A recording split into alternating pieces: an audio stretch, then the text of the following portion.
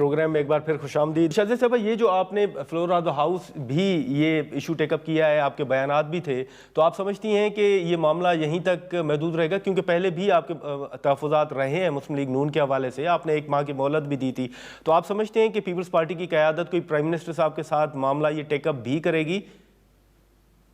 جی بالکل، ٹیک اپ ہم نے جب فلور پہ کیا تو لیڈر آف دا ہاؤس تک تو یہ بات پہنچ گئی ہوگی، اور لیڈر آف دا ہاؤس کو اس کا نوٹس لینا چاہیے کہ دیکھیں پاکستان پیپلز پارٹی اپنے انٹرسٹ کے لیے تو نہیں یہ بات اٹھاتی نا، عوام کا انٹرسٹ ہے، ہمارا انٹرسٹ اور عوام کا انٹرسٹ ایک ہی ہے، تو یہ کسی ایک ایم این اے کا مسئلہ نہیں ہے، یہ پاکستان کی عوام کا مسئلہ ہے، یہ کسی ایک پولیٹیکل پارٹی کا مسئلہ نہیں ہے۔ جو پولیٹیکل پارٹیز عوام کی نمائندہ پولیٹیکل پارٹیز ہیں، عوام کے ووٹ لے کر آتی ہیں، عوام کے دکھ درد کو یہاں بیان کرتی ہیں، ان پولیٹیکل پارٹیز کو یہ تکلیف محسوس ہو رہی ہے کہ یہ عوام جس اذیت سے گزر رہے ہیں، اور بالخصوص اس مقدس مہینے کے اندر اس طرح کی جو پرائس انکریز ہوئی ہے فیول کے اندر، وہ قابل برداشت نہیں ہے، قابل قبول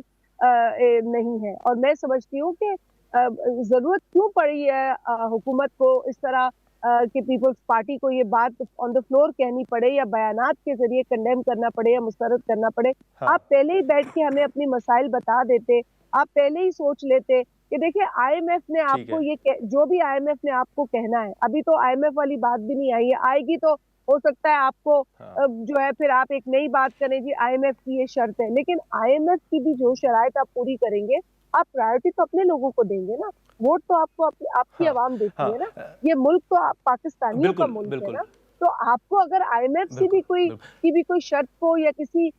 کنڈیشن کو پورا کرنا ہے تو اس میں پرائیورٹی آپ نے اپنے لوگوں کو دینی ہوتی ہے۔ لیکن میں آپ کو پھر اس بات پہ لے کے آ رہی ہوں کہ ابھی تو یہ نئی والی قیمتیں ہی نہیں ہے جس کے اوپر انہوں نے 55 روپے بڑھائے، جب وہ نئی قیمتیں جو کہ بہت زیادہ ہوں گی، جب اس کا سامنا ہوگا تو پھر کیا کریں گے اور یہ کہاں سے دیں گے لوگ؟ بالکل، لیکن بالکل شاہزاد صاحبہ، ایک آخری سوال یہ بھی ہوگا کہ جتنی قانون سازی اس وقت ہو رہی ہے، اس میں کوئی شک نہیں کہ آپ کے تحفظات رہے ہیں اور آپ کھل کر ان کا اظہار بھی کر رہے ہیں، لیکن ماضی میں آپ کو یاد ہوگا کہ زرداری صاحب جب آپ لوگ اپوزیشن میں تھے، آج زرداری صاحب ملک کے صدر ہیں، اس وقت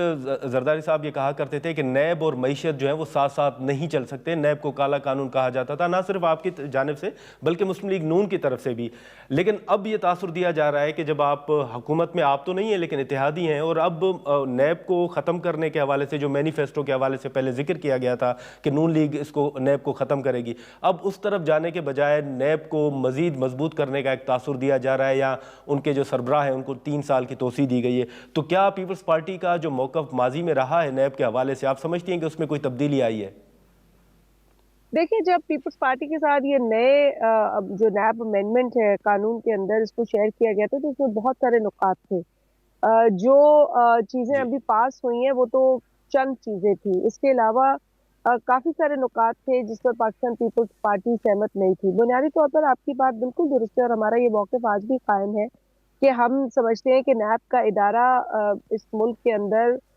صرف اور صرف سیاسی انتقام لینے کے لیے بنایا گیا تھا، ان لوگوں سے انتقام لینے کے لیے بنایا گیا تھا جن کی شکل پسند نہیں ہے، جن کا وجود پسند نہیں ہے، اور اسے ایک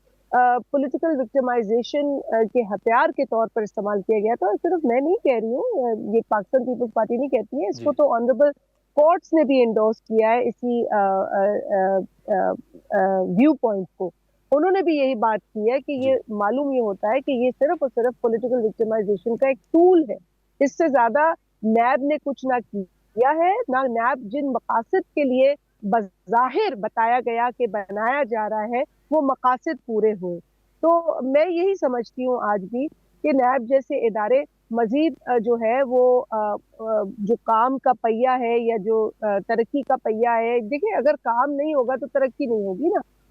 اگر آپ چھوٹی چھوٹی باتوں پر نیب کے کیسز بنا کر صرف اس لیے کھڑے کریں گے کہ کل کو آپ نے پلی بارگن کر یہ رفع دفع کر دینا ہے، تو پھر فائدہ کیا ایسی کارروائی کا؟ آپ یہ بتائیے کہ جب سے نیب وجود میں آیا ہے تب سے لے کے آج تک کون سی کرپشن کم ہو گئی ہے، کون سی ٹرانسپیرنسی انشور ہو گئی ہے؟ تو اس سے تو پہلے ہی معاملات ٹھیک چل رہے تھے نا۔ میں یہی سمجھتی ہوں کہ یہ ایک ایڈڈ برڈن تھا، اور اس نے صرف اور صرف لوگوں کو خوار کیا، نہ صرف پالیٹیشنز کو بلکہ بڑے ایسے لوگوں کو جن کو آپ کو پتا ہے کہ بڑے प्रोफेसर्स को इन्होंने कैद किया, कई लोगों बिल्कुल। को खुदकुशी करनी पड़ी नैब की कार्रवाई। इस कदर जो है वो गैर इंसानी कार्रवाई नैब की रही है। ठीक तो है। आज भी हमारा यही मौकिफ है बिल्कुल, कि अगर ठीक है। नैब ने अक्रॉस बोर्ड अकाउंटेबिलिटी करनी है, करप्शन कम करनी है, खत्म करनी है तो ठीक है, लेकिन जो इसकी अब ठीक तक है। की कार्रवाई है उससे ये मालूम नहीं होता। लिहाजा लगता नहीं है कि इस इदारे को जो है वो इंटरेस्ट से, ट्रांसपेरेंसी से या करप्शन से, हाँ इंटरेस्ट और चीजों से है, लेकिन हम तो यही दुआ करते हैं कि भाई ठीक है। करप्शन कम हो, ट्रांसपेरेंसी इंश्योर हो, लेकिन उसके ठीक लिए है। नैब ठीक है। जिस तरह काम कर रहा है उससे हमें नहीं लगता कि ये हो रहा है। चलें चलें चलें शादिया साहिबा, बहुत शुक्रिया वक्त निकालने का, थैंक यू सो मच। नाजरीन, शादिया मरी साहिबा की गुफ्तगू आपने सुनी। हम यहाँ पर एक मुख्तसर सा ब्रेक लेते हैं और ब्रेक के बाद सेनेटर अफरानुल्लाह खान साहब हमें ज्वाइन करेंगे।